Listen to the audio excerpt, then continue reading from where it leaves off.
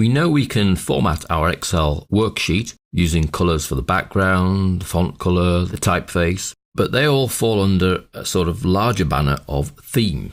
So when you go to choose a cell or number of cells, if we take our sales data 2013 as an example file, when we want to control the background colour, we click the background colour choices and we see there are a choice of theme colours or standard colours, and the same with the font, theme colour or standard colours. And you'll even find that under the typeface choices, there are theme fonts and then all fonts. The idea behind a theme is if you keep to the theme, so you keep the same typefaces that are on offer and the same colours that are on offer, you can actually switch themes and all the colours will change consistently. So we have tried to stay with the theme colours. So if I change these to a sort of green from the theme choices, if I then want to change the theme, then I'll be changed to whatever colour falls into that same little slot there. Try and think of these as a set of numbers, and then each number can be swapped for a different colour when you change the theme. Now the themes that your sheet responds to are actually under the page layout ribbon, and you can see here themes, and in the drop down there are a number of themes to choose from. There is an office theme, facet, integral, ion, and you can see as I move through the themes, colours on my sheet behind are actually changing. And because I've stayed within the current theme's choices, the colours will change to the new colour scheme. So let's go with slice, and you can see that the colours have changed quite dramatically. And on the home ribbon, you'll see your new colour choices in the theme slots. I'm still in the same position here as I was previously on the other theme, but I've now got a different colour in that slot. And the same for the font colour. I'm in this slot here, whatever colour that happens to be.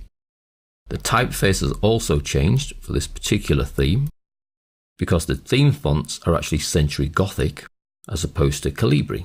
So the typeface and the colours have been changed by the theme. Now within each theme, so if I go back to the page layout, you'll see you can choose a main theme. You can even browse for themes that you might have on your machine and save the current theme if you've made a few changes to it. So although you might think there are only 10 themes to choose from, and I'm currently on the slice, within the slice theme, I can then choose a subset of colours. And those subset of colours are Office, Office 27 to 2010, or Grayscale, or Blue, Red, Blue. And you can see as you move down the colours, it's affecting the sheet behind. Now this patch of colours here, if I pick yellow and orange for example, and go back to the home, that patch of colours feeds into this top line here, and then you have different tints of that same colour choice. So it's not just a set of colours, you have control over a colour scheme, and you can even customise these colours should you so wish, by setting the different accents, the different background colours, and even hyperlink colours.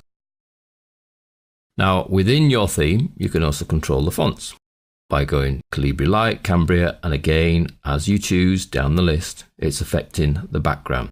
So we could change the default font for the current theme to Candara, and you can see that that affects my sheet. And on top of that, the last thing for our themes are effects. Now you can see that as you move through, nothing is actually affected because these effects affect objects. So the thing we need to do now is actually insert an object. So let's go to the Insert ribbon, Illustrations, Shapes, and we'll choose a simple rectangle and draw that over here. Now you'll find, if we go back to the page layout and come down to the effects, and as we step through the effects, you'll see that our shape over to the right there is actually responding to the change of effect. The glossy one has the biggest change. So we go back to Office. That's the default effect for effectively new objects. So if you were then to change the theme, you see the object color changes as well to the color that is sat in the same color slot on the color scheme. So it's that consistency as you move from sheet to sheet. So things look the same color, same typeface, same size, etc.